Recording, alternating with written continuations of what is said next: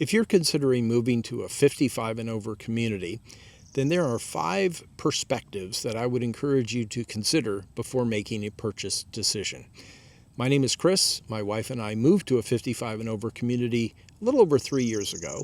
We signed a contract to buy a house there about 4 years ago and started shopping for communities about 6 years ago.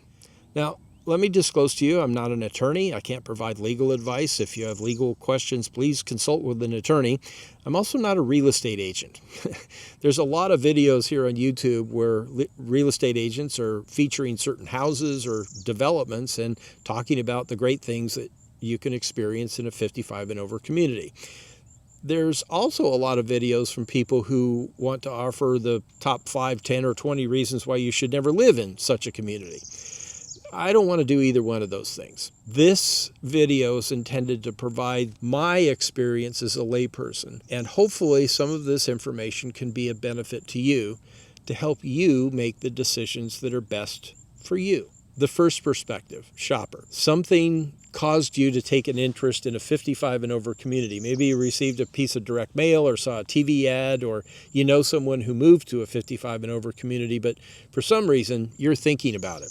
Okay, the first thing that I would encourage you to consider is they're not all the same. Are you retired? Do you plan to retire soon?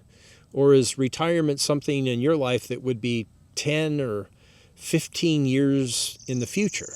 If so, a 55 and over community might be exactly right for you. It's easy for people to assume that 55 and over somehow means retired. And for many people it is.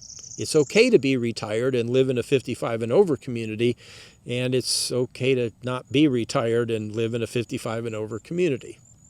When you're shopping for a community, understand what you want that to mean for you, and then look carefully, does that community fit with what you want?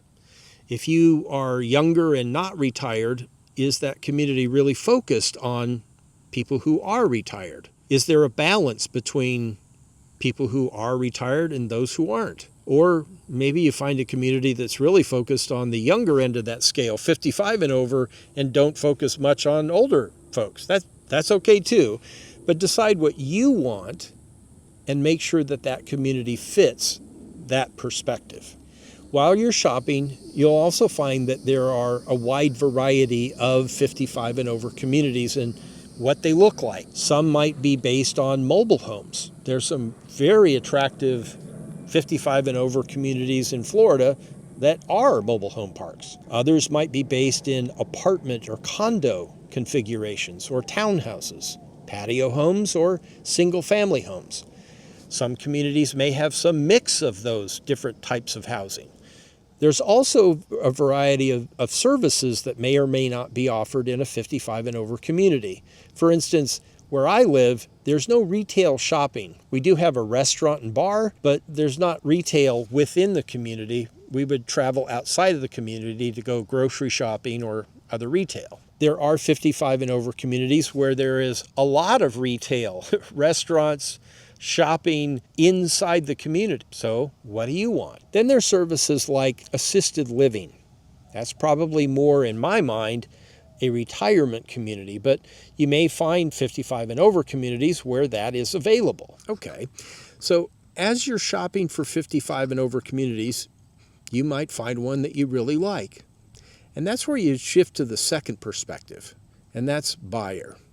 You'll start negotiating for land or the building. Maybe you're buying a resale home from a current owner and working with a real estate agent.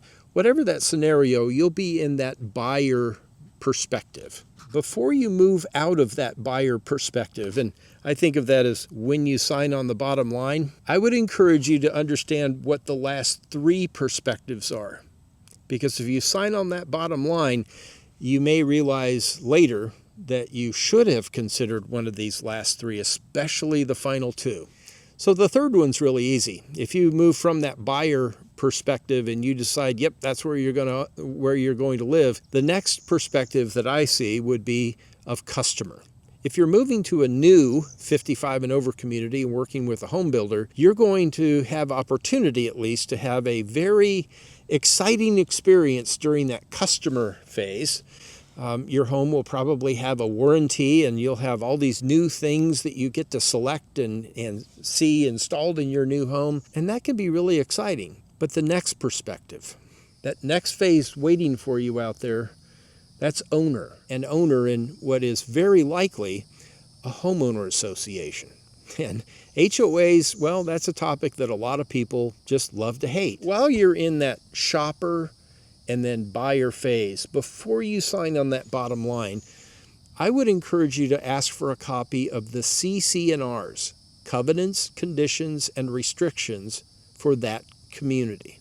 And take time to read through it. Understand what the covenants, conditions, and restrictions are for that community before you voluntarily obligate yourself to abide by those rules by becoming an owner in that HOA. This is where people who get really excited about being a resident of a resort and being catered to with exceptional customer service, and you have this new home and things are going so great. Well, it can be somewhat frustrating to discover that an HOA, in my layperson opinion, doesn't have customers. And an HOA really isn't, in my opinion, in the customer service business. Does that mean they should treat owners poorly? No, but it is a different relationship.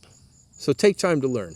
Owner, and then the last perspective. I can't think of any perspective that's more important and yet rarely considered than seller. Who would buy your house 5 or 10 or 15 or 20 years from now? And what would they want? You think about 55 and over communities today, well, pickleball courts are probably at or near the top of the list for most people looking to move to a 55 and over community. Pickleball is huge. Was it 20 years ago? No, I hadn't even heard of pickleball 20 years ago. Were there communities that featured pickleball 20 years ago?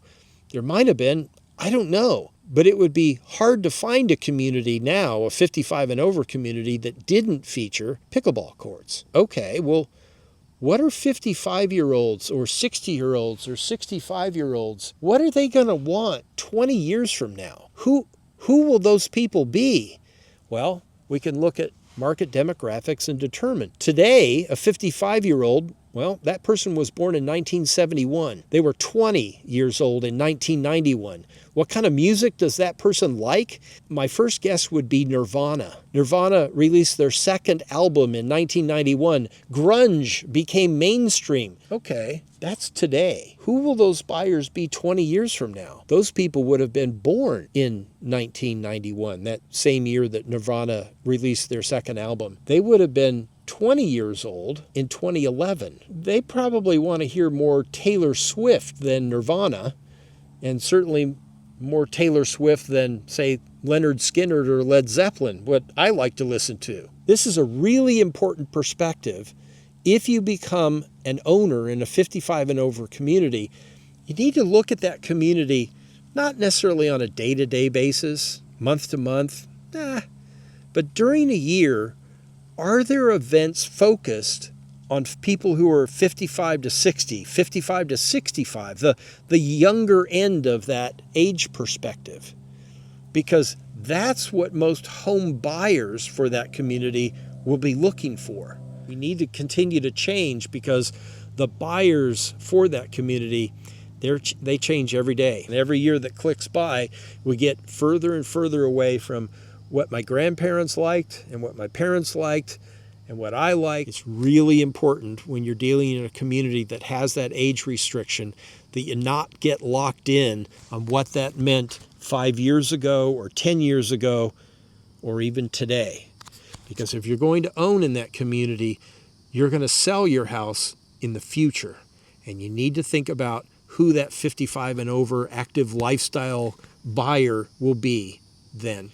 Well, I hope some of this information was of help to you. If you have questions or comments, please drop those below. Please like, share, subscribe. Thanks so much for watching. It helps to know.